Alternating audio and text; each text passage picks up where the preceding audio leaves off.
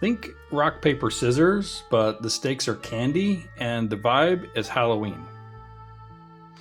Hi, I'm Kendall, and this is Halloween Rosham-boo, a candy battle of pumpkin, spider, witch, or rock, paper, scissors if you want to be lame. Just kidding.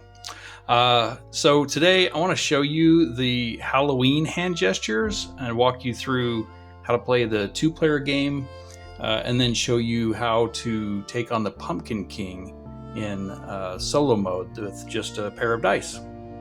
So you can play with the classic gestures of, rock, paper, scissors, where rock breaks scissors, scissors cut paper, paper covers rock. So that's the classic.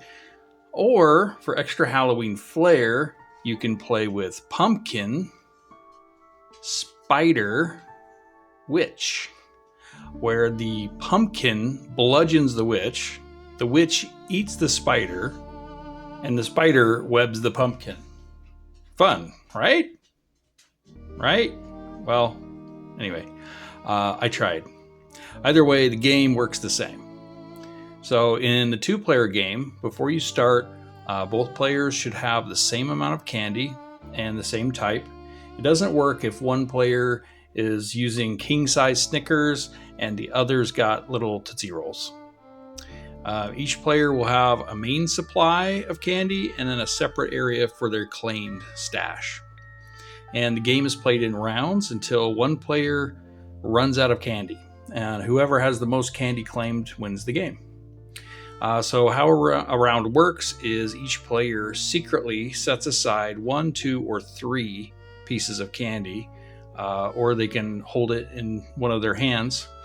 And then both players say 1, 2, 3, pumpkin, or if you're basic, rock, paper, scissors. Rock, paper, scissors, shoot. The winning gesture claims candy from the losing player equal to what the loser wagered, but only up to the winner's wager. So for example, if the winner had set aside 2 candies to wager and the loser had wagered 3, the winner would only get 2 of those candies. And then the loser would return that extra piece to their main supply. If there's a tie and they both gesture the same thing, then the higher candy wager will win. If gestures and wagers tie, then it's a draw, and both players will take 1 candy to their claim stash and return the rest to their supply.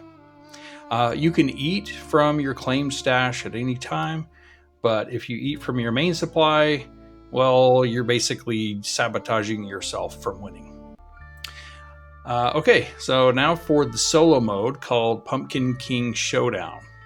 So you need, similarly, an even amount and type of candy between you and the Pumpkin King, or the bowl.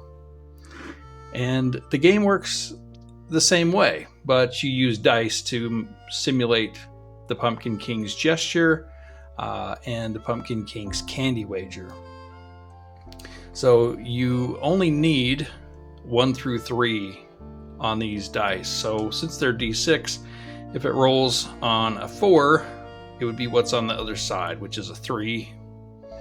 Or if it rolls on a 6, you would count that as a 1, since a 1 is on the bottom. So we're basically using these as 1 through 3s.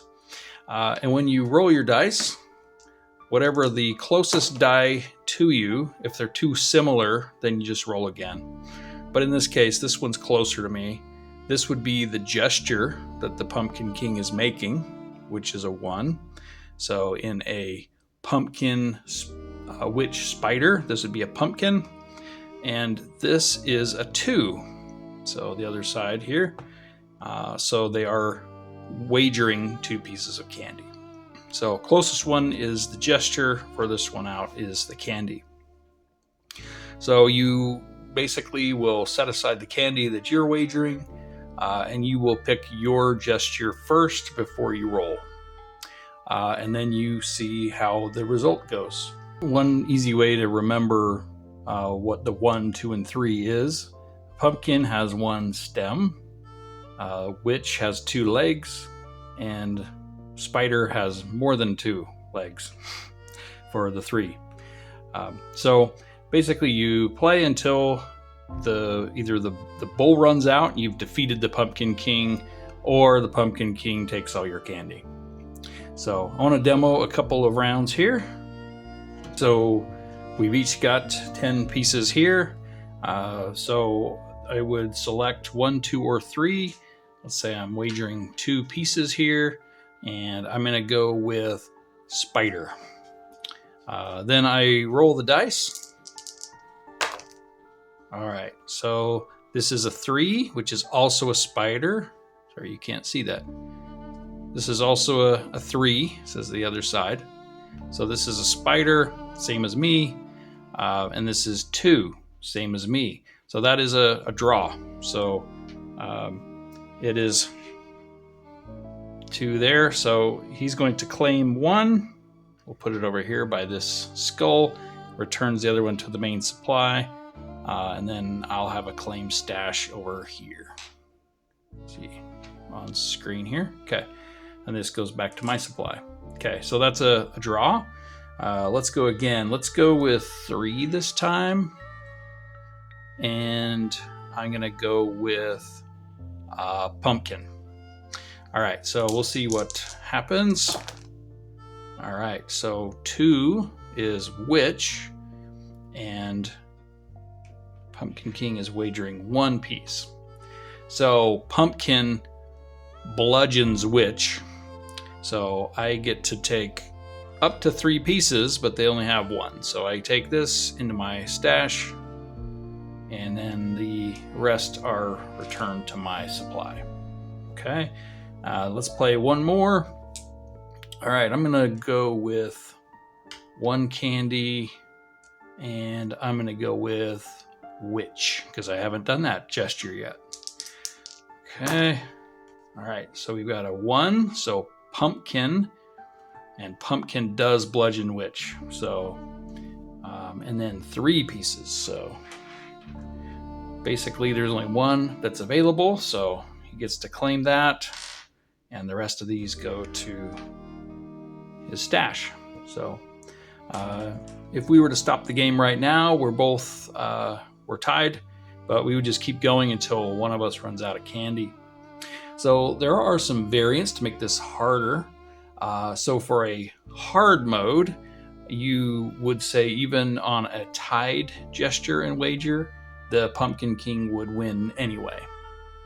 And then on insane mode, the Pumpkin King ties, like in hard mode, but also when the Pumpkin King wins, it doesn't matter how many candy they wagered. So even if they had wagered 1 and you had wagered 3, if they win the hand gesture, they take all 3. So that'd be a much harder game. But that's it. That's how you can play Halloween Rosham-boo, and that extra Halloween candy that's floating around your house. I will put a link to the rules in the description. If you like games with minimal components, then you should subscribe so you don't miss out on games and projects I'm working on. I also have a Substack with a monthly-ish updates, and if you sign up, your welcome email has a link to some games that I've only shared with subscribers. So, okay, thanks for checking out Halloween Rosham-boo. I would love questions, feedback in the comments. I'd love to hear that. Until next time, thanks.